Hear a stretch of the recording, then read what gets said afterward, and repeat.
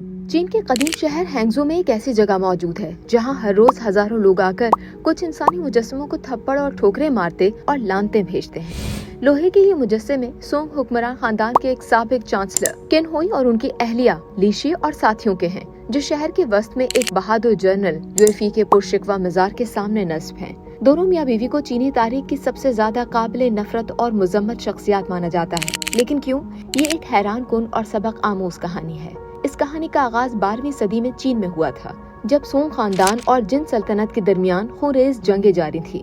ان دنوں ایک نڈر، بہادر اور وطن پرست جنرل یوئے چین کے لیے امید کی علامت بن چکے تھے۔ انہوں نے چین کے دشمنوں یعنی جن سلطنت کے خلاف شاندار فتوحات حاصل کی اور عوام کے دلوں میں وطن کے محافظ کے طور پر جگہ بنا لی۔ مگر دربار میں ایک ایسا شخص بیٹھا تھا جو اس بہادری سے خوفزدہ تھا۔ وہ تھا سونگ خاندان کا چانسلر کین ہوئی۔ کین ہوئی ایک چالاک سیاست دان تھا۔ اس نے اپنے مفاد اور اقتدار کے لیے دشمن سلطنت جن خاندان سے صلح کی پالیسی اپنائی، لیکن یوئے جنگ ختم نہیں کرنا چاہتے تھے کیونکہ وہ چین کے کھوئے ہوئے علاقے واپس لینا چاہتے تھے۔ وطن سے وفاداری اور محبت جنرل یوئے کا جرم بن گیا۔ چانسلر کین ہوئی نے جھوٹے الزامات کے تحت یوئے پر غداری کا مقدمہ چلایا۔ دربار میں ان کے خلاف جھوٹی گواہیاں دلوائی گئیں اور بلاخر 1142 عیسوی میں یوئے کو قید میں قتل کر دیا گیا۔ اس وقت ان کی عمر صرف 39 سال تھی۔